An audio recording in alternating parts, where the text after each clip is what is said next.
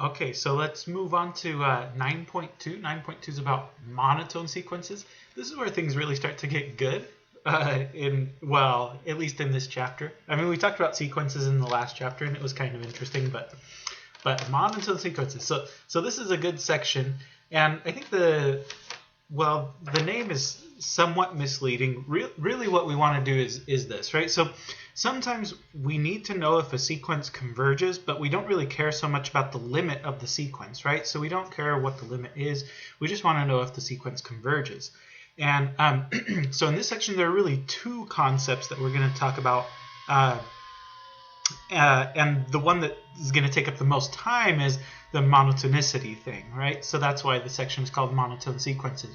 But really the point of the section is to figure out when a sequence will converge or diverge. So the two concepts that are going to help us to determine if a sequence converges or diverges are monotonicity and boundedness.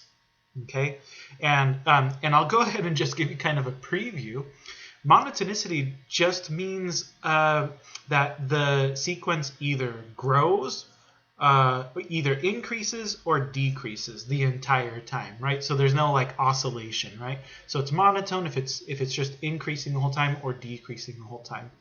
And then it's bounded. A sequence is bounded. It's bounded from above if there's some number that we usually call m, such that none of the terms of the sequence are larger than m, right? Then we say that the sequence is bounded from above by m.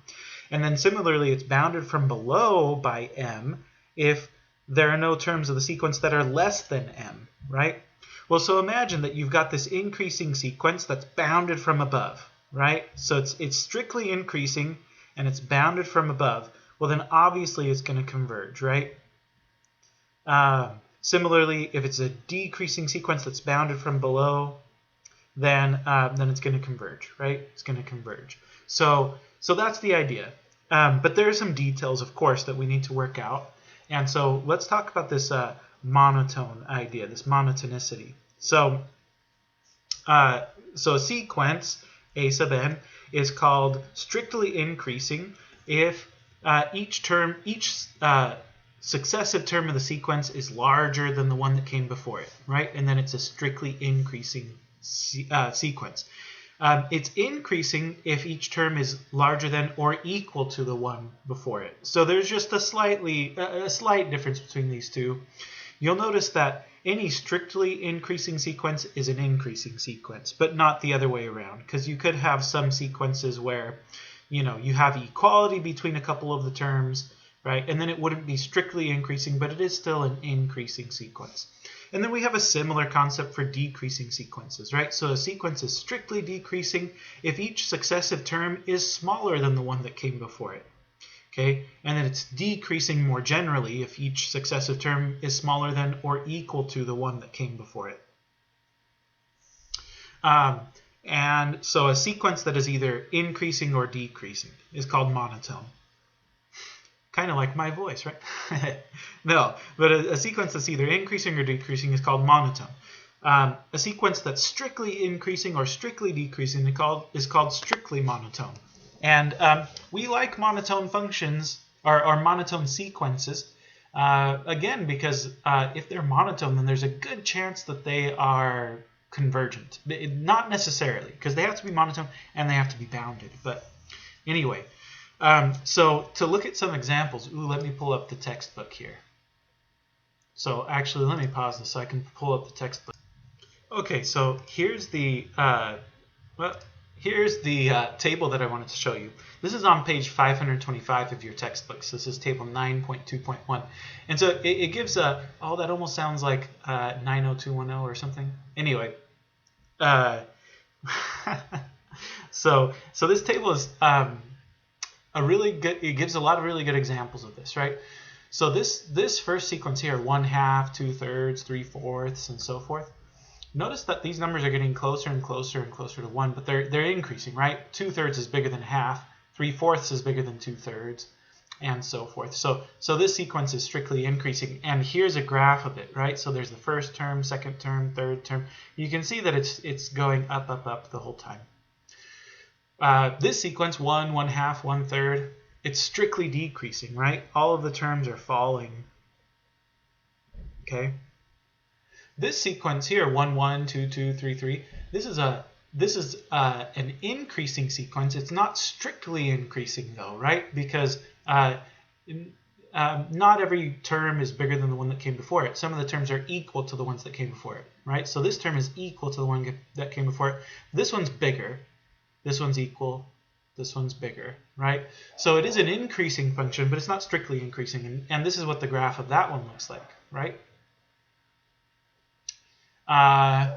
In a similar way, right? This one is decreasing, but not strictly decreasing, and there's a graph of it. And then this one right here is neither, right? It's not increasing or decreasing. It oscillates, right? So it's going like this. And you'll notice that this sequence does converge, right? It converges to 0. I think we've talked about this one before, right? But if you take the limit as n goes to infinity, 1 over n is going to go to 0. And so, right, the absolute, what I'm trying to say is the absolute value of the sequence goes to 0, and that means when it's alternating, it's the limit of the sequence is also 0. Okay, so so it is a convergent function, but it's neither increasing nor decreasing, right? But anyway, so hopefully that kind of illustrates the matter to you. Now, one thing that we want to be able to do is prove whether a sequence is strictly increasing or strictly decreasing. Of course, we can look at the first few terms and kind of guess whether it's strictly increasing or strictly decreasing, but to prove it, right, to justify that analysis, we have to do a little bit more work. So here are some tools that are going to be helpful for us to prove that a sequence is increasing or decreasing. So first of all, note that if a sub n is less than a sub n plus 1 for all n, so this would be an increasing sequence, right? Because if this is true for any index n, then that means each successive term is bigger than the one that came than the one that came before it. So it's an increasing sequence. So if you've got an increasing sequence, then a sub n is less than a sub n plus 1. And what does that mean? Well, that means that if you subtract a sub n from a sub n plus 1, you're going to get a positive result, right? Because a sub n plus 1 is bigger than a sub n. So you're going to get a positive result. So the difference of the consecutive terms is going to be positive if the sequence is increasing. Right? Similarly, if the sequence is decreasing, then you're going to get a negative result when you subtract when you subtract successive terms. But also, if you look at the ratio of two successive terms, right, a sub n plus 1 over a sub n, well, since a sub n plus 1 is bigger than a sub n, this fraction is going to have a larger numerator than its denominator, which means the fraction is going to be bigger than 1, right? So if the sequence is increasing, then the difference of successive terms is going to be positive, and the ratio of successive terms is going to be bigger than 1.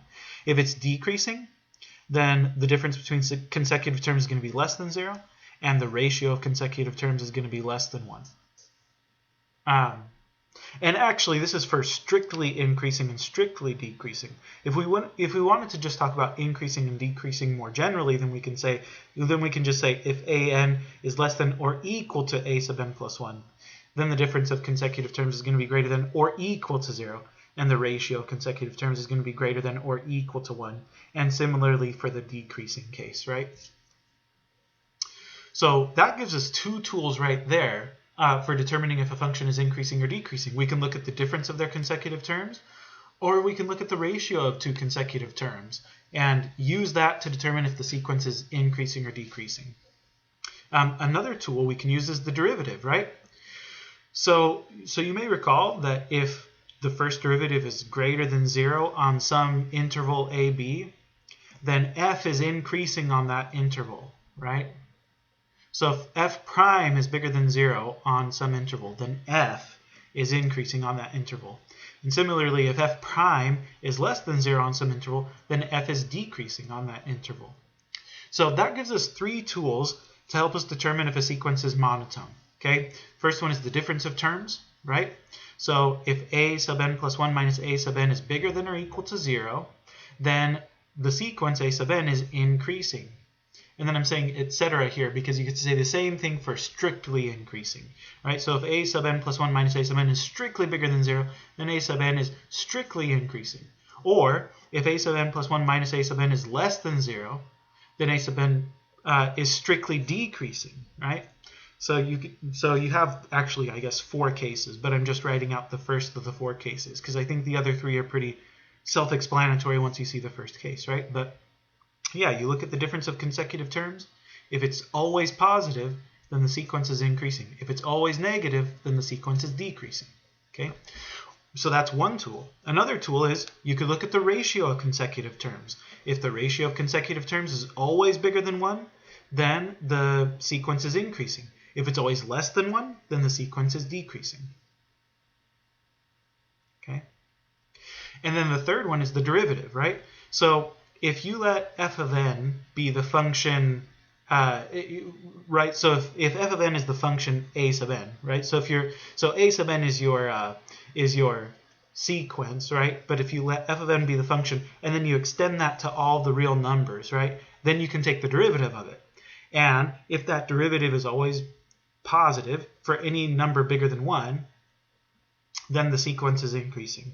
If the derivative is negative, if it's less than 0 for any x bigger than 1, then the sequence is decreasing, right? So I'm going to show you an example where we're going to use all 3 of these tools.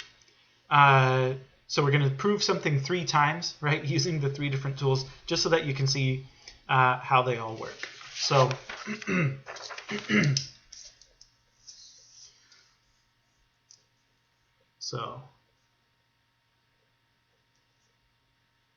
let's prove that this sequence 4n over n plus 1 from n equals 1 to positive infinity is strictly increasing. And we're going to do this 3 ways. So the first way is using differences of successive terms. Okay, so this is that first tool. Whoops, it's that first tool that we talked about, right? Using differences of successive terms. So let's take a look. So first of all, if an is 4n over n plus 1, then an plus 1, a sub n plus 1 would be 4 times n plus 1 over n plus 1 plus 1, right? So we're just replacing the n with an n plus 1, right? So n plus 1, n plus 1, right? We can simplify that, of course. That's 4n plus 4 over n plus 2.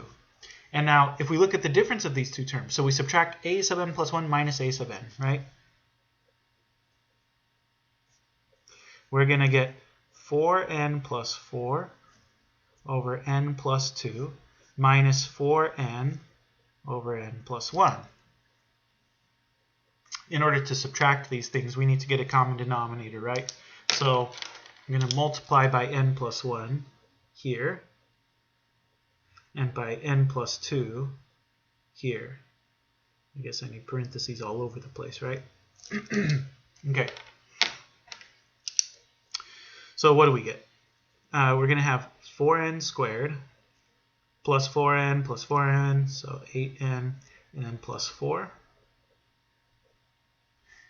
And here we're going to have minus 4n squared, and then plus an 8n, but that negative is going to make it a minus 8n over n plus 1 times n plus 2. And now notice, those things cancel. So you just get 4 over n plus 1 times n plus 2. Now, notice that if n is a positive integer, right? So if n is 1 or 2 or 3 or 4, then this denominator is always going to be positive. And the numerator is always going to be positive. So the quotient is always positive, right? So this is strictly larger than 0 for all n bigger than or equal to 1. Okay? So, since the difference of these consecutive terms is always positive, the original sequence must be strictly increasing, right? So therefore, 4n over n plus 1 is strictly increasing. Okay. So that's what the proof would look like if you were using differences of successive terms to prove that the sequence is strictly increasing. How do we prove that it's increasing using ratios of successive terms?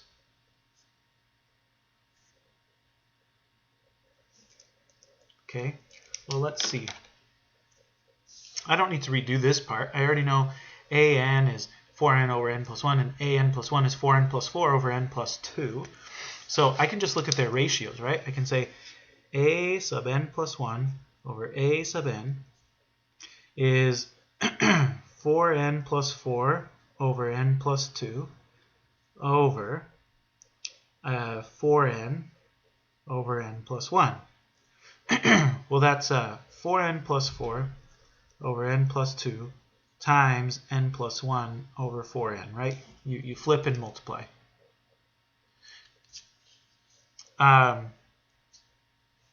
Okay, so that's going to give me 4n squared plus 8n plus 4 over 4n squared plus 8n. Okay, so now let's think about this, right? So our numerator and denominator are pretty close to identical. The difference is that the numerator is plus 4, right? So the numerator is always going to be larger than the denominator by 4, right? And since the numerator is always larger than the denominator, by the way, this is true for positive integers n. Of course, these are parabolas, and so there might be places where for certain values of n, well, no, that's not true. This is, I guess, for any value of n, this is always, the numerator is always going to be bigger than the denominator, right? Anyway, so yeah, since the numerator is always bigger than the denominator, and since the numerator and denominator are always positive for positive numbers, and that's why, okay, so that's why it's important that n is a positive integer, because we need for both of these things to be, the numerator and denominator to both be, positive. But because the numerator and denominator are always positive, and because the numerator is always bigger than the denominator, that means this ratio is always going to be bigger than 1. It's bigger than 1 for all n, right? Since the numerator is always bigger than the denominator, right? Okay. So since the ratio of consecutive terms is always bigger than 1, therefore 4n over n plus 1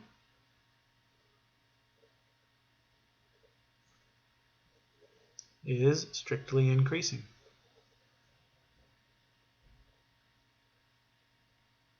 Okay, so there's the second way to prove it.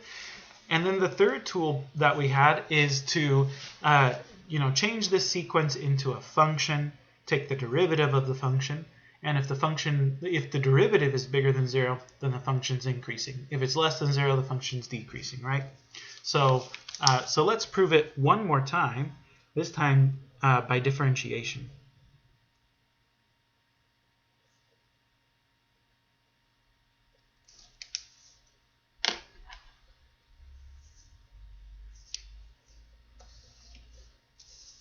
Okay, by differentiation. So,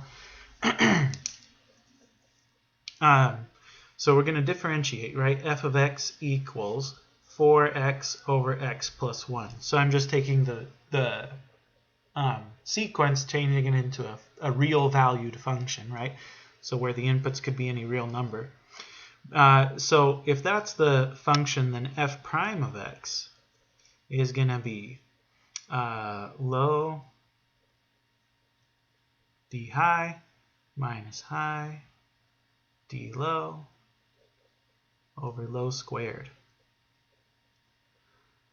A lot of times, so a lot of you I think probably don't like the quotient rule. You could write this as 4x times x plus 1 to the negative 1 and then use like product rule, chain rule, all of that stuff. You'll end up at the same place. What does this give us though?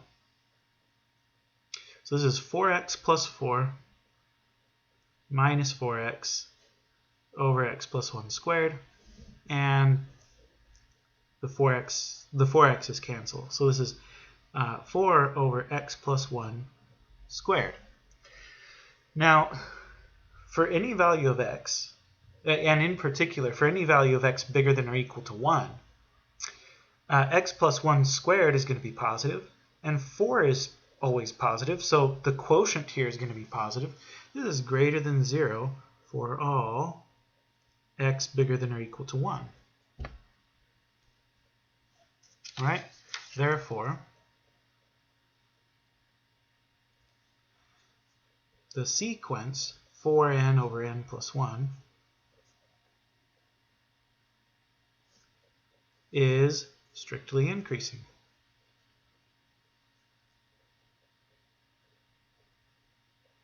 Okay, so there you go, right?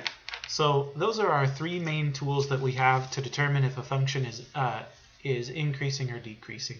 And so I've given you an example of each. Okay. One more thing to say about this increasing, decreasing monotone business is this, right? So sometimes you might have a function or a sequence that starts off kind of like oscillating, but eventually it becomes a strictly increasing or a strictly decreasing sequence or something like that. So to make that formal, let's define the word eventually, right? Eventually in a mathematical setting, right? So here's what we say. If discarding finitely many terms from the beginning of a sequence produces a sequence with a certain property, then the original sequence is said to have that property eventually. Okay? And so here's an example of that, right? Like, let's say that this is your sequence, 9, negative 8, negative 17, 12, 1. Okay, so at first it decreases from 9 to negative 8, then it decreases some more from negative 8 to negative 17, but then it increases from negative 17 to 12. Then it decreases again from 12 to 1. Right? So the first few terms are sort of like oscillating, right? There doesn't seem to be any kind of pattern there. But after that, right, you're strictly increasing. 1, 2, 3, 4, 5, 6, 7, 8. So you're strictly increasing after that. So if we just got rid of those first 1, 2, 3, if we just got rid of those first 4 terms, then the sequence we would be left with is an increasing sequence, right? So the entire sequence is not strictly increasing, but it is eventually strictly increasing, because if we got rid of the first 4 terms, we would have an increasing function. Okay?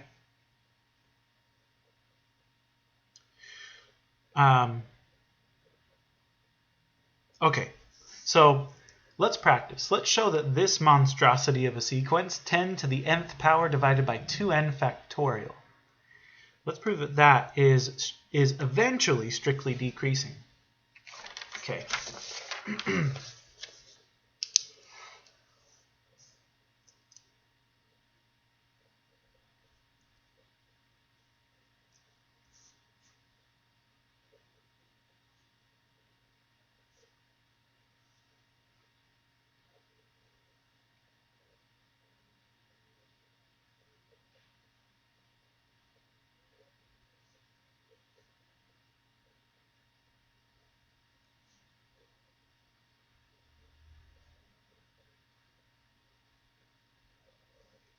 Okay. So let's show that this thing is eventually strictly decreasing. So we can use any of the tools, any of those three tools that we saw in the previous example. I'm going to use the ratio of consecutive terms, so that second tool, because when you look at ratios of like things involving factorials, nice things tend to kind of cancel out. And so I think that's probably going to be the easiest way to go. So I'm going to look at a sub n plus 1 divided by a sub n. Actually, so the reason I paused there is because I think it's actually maybe useful to think about this a little bit. Like why are we saying that it's only eventually strictly decreasing and not just strictly decreasing, period? Well, so notice that for n equals 1, you're going to get 10 over 2 factorial, which is 2. So you're going to get 5. For n equals 2, you're going to get 100 over 4 factorial. 4 times 3 is 12 times 2 is 24. So you get 100 divided by 24. 100 divided by 24. In fact, let's just write out the first few terms of the sequence before we even get started. I think it's probably instructive to take a look at what's going on here. So let me see. I'm going to do 10 to the first divided by 2 times 1 factorial is 5, right? Like we said a second ago. But I'm going to replace the 1s with 2s now.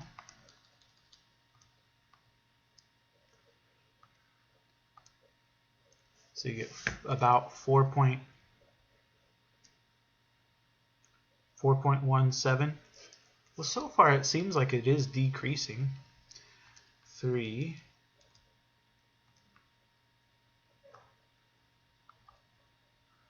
Yeah, maybe it is strictly decreasing and not eventually strictly decreasing. I think this thing is just strictly decreasing.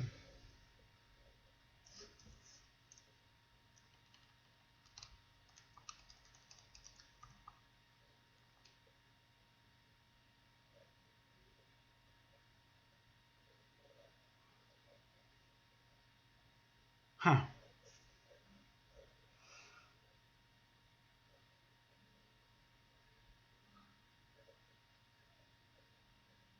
That's interesting.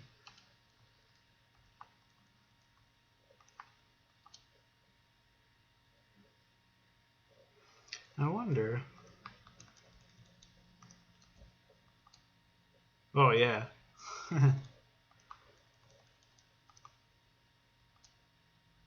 Yeah. Okay, so this thing is, I think this thing is probably just strictly decreasing, period, and not just eventually strictly decreasing. So, well, so let's finish this example, and then I'll cook up another example that isn't strictly decreasing, but that is eventually strictly decreasing, so we can do that as well. But I still think this is an interesting example to look at, so let's do it. So I'm going to look at a sub n plus 1 over a sub n. Okay, so this is going to be 10 to the n plus 1 divided by 2 times n plus 1 factorial. And be careful with the factorial because it does not distribute very nicely. Like the factorial is very badly behaved in that way. Anyway, and then I'm going to divide that by a sub n. So divided by a sub n, which is 10 to the n over 2n factorial. Again, 2n factorial is not the same thing as 2 factorial times n factorial. So don't try to distribute that factorial.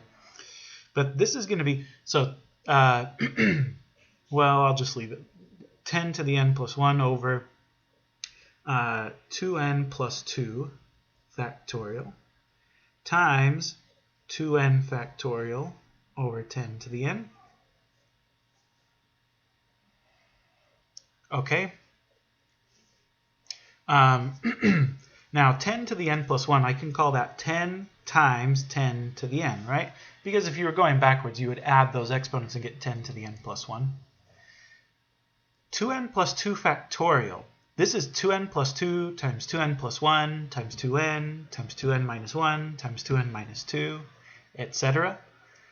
So what I'm going to do is I'm just going to call it 2n plus 2 times 2n plus 1 times 2n factorial, right? Because that'll take care of the rest of the 2n and then 2n minus 1 and then 2n minus 2.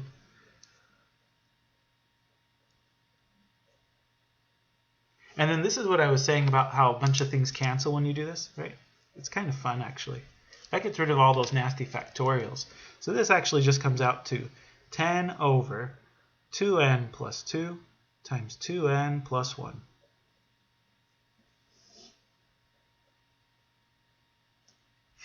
Okay, now in order for this original sequence to be strictly decreasing, we need for the ratio of these terms to be less than 1. Okay, so if I plug in 1 here, I get 2 plus 2 is 4, and here I get 2 plus 1 is 3, and 4 times 3 is 12. So this is 10 over 12, which is less than 1. If I plug in something bigger for n, as n gets larger and larger, this denominator gets larger and larger, and the fraction gets smaller and smaller and smaller. So I know that this thing is always going to be strictly less than 1. So therefore,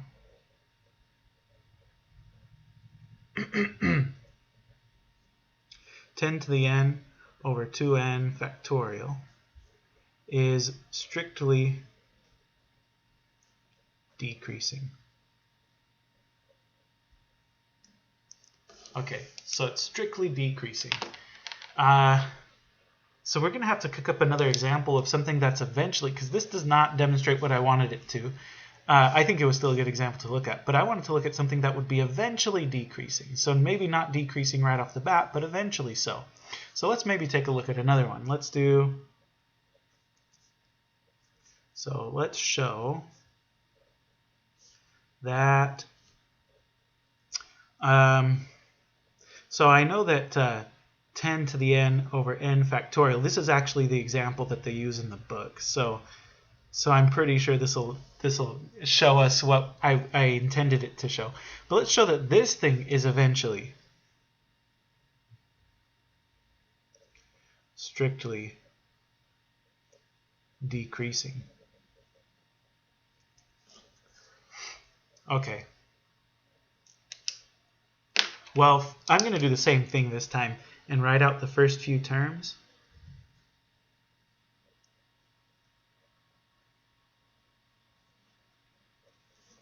Okay, so if I have 10 to the first divided by 1 factorial, okay, so that's 10.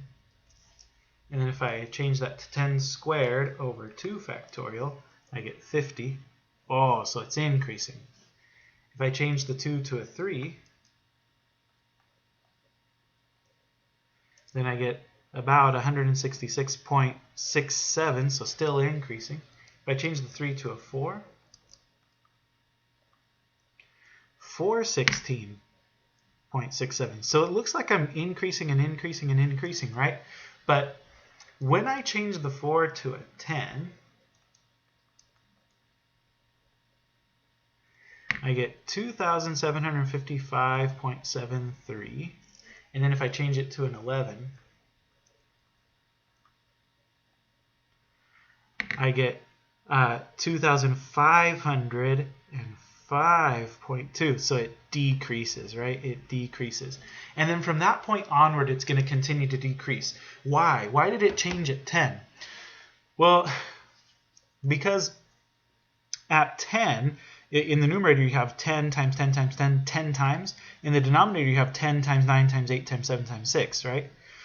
When you go up to 11, now in the numerator, you just get an additional factor of 10.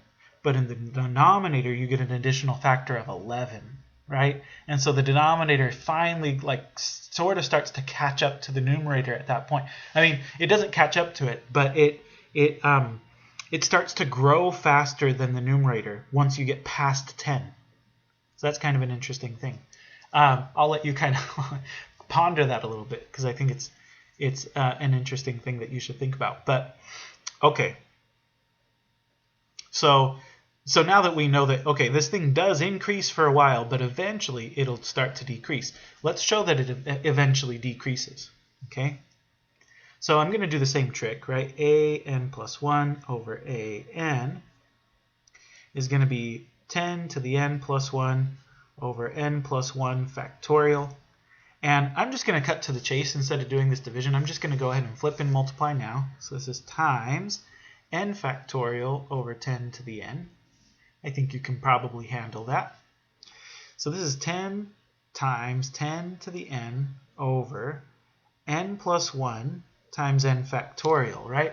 So I can peel off an n plus 1 and then times n minus 1, etc. Then here, I still have that stuff, but the factorials cancel. The 10 to the n's cancel. You just get 10 over n plus 1. Okay, now this thing, notice, in order for this function to be decreasing, we need this ratio to be less than 1. But it's not always less than 1, right? If you plug in 2, you get 10 over 2, which is 5. If n is 3, right, you get 10/3, which is, bigger than 1. Sorry, if you plug in 2, you get 10/3. If you plug in, what would be a nice one? 4. If you plug in 4, you get 10/5, which is 2, right?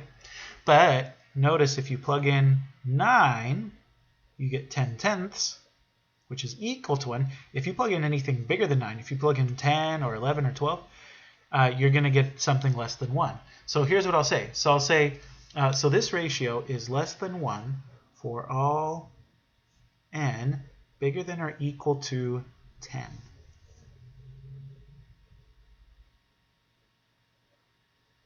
Right? So it's not for all n bigger than or equal to 1, but it is less than 1 for all n bigger than or equal to 10, right? Therefore, 10 to the n over n factorial is not strictly decreasing,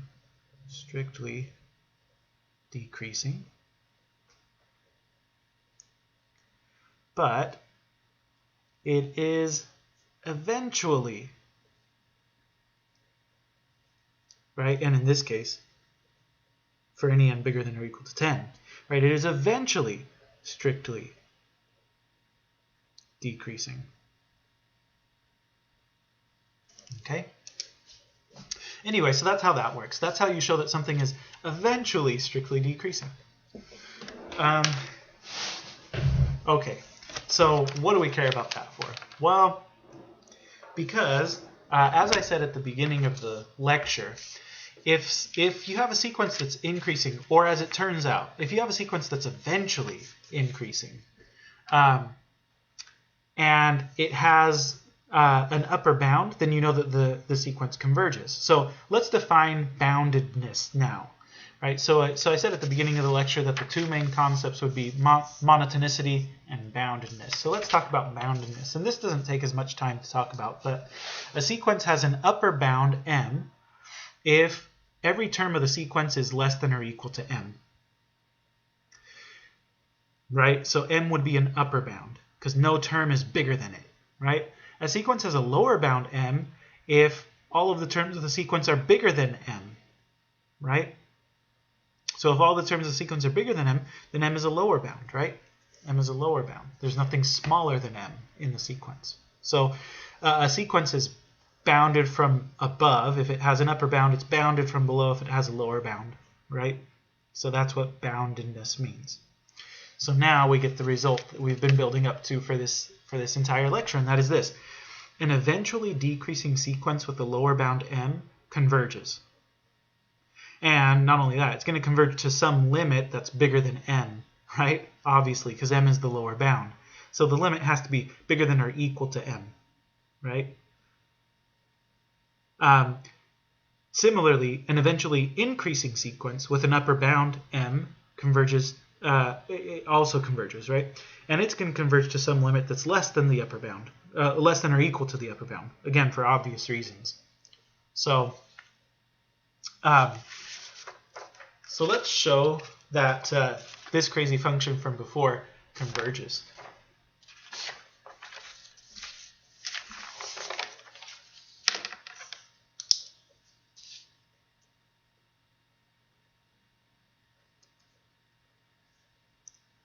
So let's show that the sequence 10 to the n over 2n factorial from n equals 1 to positive infinity converges. And then let's find its limit.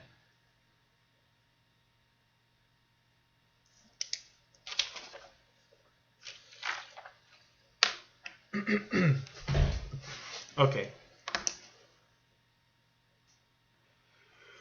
So to show that this thing converges, all we have to do is show that it is eventually increasing with an upper bound, or that it's eventually decreasing with a lower bound. Now we showed, and I'm calling this example 3 because that's what it was in my notes, but it's really example 4 because we had to do an extra example, right? But we showed in example 2, that this function is strictly decreasing, right? It's strictly decreasing. So note from example 2 that this sequence is decreasing. Okay. Also note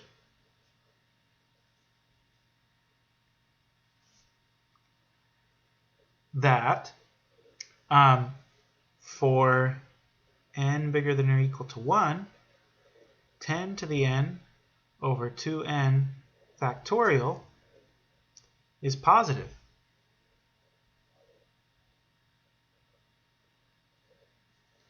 Right? So 0 is a lower bound for the sequence.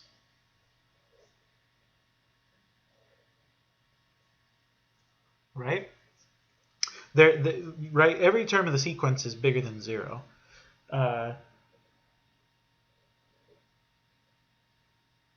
So 0 is a lower bound. Sorry. So 0 is a lower bound. So we've got a decreasing sequence with a lower bound. Well, so imagine, right? So maybe a picture is worth 1,000 words, right? I don't know exactly what this function looks like, but the scenario is that you've got this sequence that's decreasing, and it's got this lower bound down here, right? So it's decreasing with a lower bound. So it must converge, right? While we're at it, I mean, let's say that it didn't have a lower bound, but that it was strictly decreasing. Well, it could just go off to negative infinity or something, right? Without the lower bound there, it could go off to negative infinity. But there's no way that this thing, also, if it were bounded from below, but it's not, decreasing, so maybe it decreases and then increases, right? Like that. This thing doesn't converge. This thing doesn't converge. But when you have both conditions together, right? A decreasing sequence that's bounded from below, then the thing has to converge, right? It has to converge. And that's exactly what we've got here, right? The sequence is decreasing. It's got a lower bound. Therefore, the sequence converges. So that part of the problem is done, right? The sequence definitely converges. And by the way, on a test or a quiz, you wouldn't need to do this because this is exactly what the theorem says right here, right? That if it's decreasing with a lower bound or increasing with an upper bound, then it's going to converge. Okay. The second part, I think, takes a little bit more work because we're being asked to find the limit of this thing. And so the first sort of, your first intuition might be to do what we did in the previous section and say, well, why don't we just look at limit as n goes to positive infinity of 10 to the n over 2n factorial and see what happens. Well, that's a little challenging. I mean, we kind of talked through this a couple of examples ago. You know, that the denominator is going to be growing faster than the numerator or whatever, or at least eventually it does. But it's just kind of hard to work. Like the factorial is what's really bothering me. The factorial is kind of difficult to work with algebraically in terms of finding limits and stuff. But here's the little trick that I'm going to use. I'm going to say note limit as n goes to positive infinity of a sub n has to equal the limit as n goes to positive infinity of a sub n plus 1, right? Okay, because you know, assuming that the limit exists, right? So how is that useful for us? Well, we can come up with an expression for a sub n plus 1 that turns out to be pretty darn useful. So, and I'm going to do that using our work from example 2, right? So in example 2, we showed that a sub n plus 1 over a sub n was equal to 10 over n plus 2 times 2n plus 2 times 2n plus 1, right? So a sub n plus 1 over a sub n is equal to 10 over 2n plus 2 times 2n plus 1, which implies then that a sub n plus 1 is just 10 over 2n plus 2 times 2n plus 1 times a sub n. Now, we know that a sub n converges. We just proved it, right? We know that the sequence converges. So let's say that the sequence a sub n converges to L, right?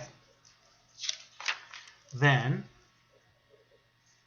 L equals the limit as n approaches infinity of a sub n plus 1, right? Because that's what this means. This means that limit as n approaches infinity of a sub n equals L. But the limit as n approaches infinity of a sub n is the same thing as the limit as n approaches infinity of a sub n plus 1. So the limit, so L equals the limit as n approaches infinity of a sub n plus 1. This is limit as n approaches infinity of a sub n plus 1 is 10 over 2n plus 2 times 2n plus 1 times a sub n. Now, properties of limits, you can distribute this to each of these factors, right? So this is limit as n approaches positive infinity of 10 over 2n plus 2 times 2n plus 1 times limit as n approaches infinity of a sub n. Well, limit as n approaches infinity of a sub n is just L, right? Is just L. We don't know what L is, but we know that it's L, so I'm going to replace that with an L. Limit as n approaches infinity of this thing. Well, this is a little easier to work with than the factorial, right? Because we know that as n gets really large, 2n plus 2 gets large, 2n plus 1 gets really large, their product is going to get really large, and so 10 over some huge number is going to go down to 0. Okay? So it doesn't matter what L is, because 0 times L is going to be 0. This is only true if L is not infinity, right? But we know that L is not infinity because we know the sequence converges. Okay? So we've just shown that L has to equal 0 then, right? And indeed, that is the case, right? So the sequence converges to 0. That's its limit.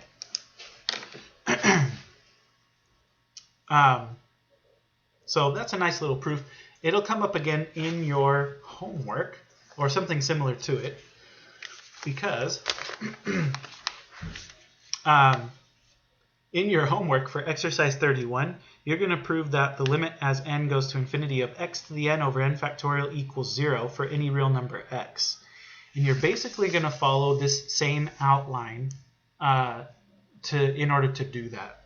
I should also point out that in the book, and actually let me pull up the book, because in the book they give a very similar example. It's not quite the same, but oh, where'd it go? They give a very similar example. It's this one right here, example 5, right? Very similar, very, very similar. So you can also follow along with this when you're completing exercise 31 in the homework. But it's going to be important that you do that because this fact is going to come up again. So make sure to do exercise 31 so that you prove it to yourself. But that's that. That's all I want to say about monotone sequences. I think I've said plenty.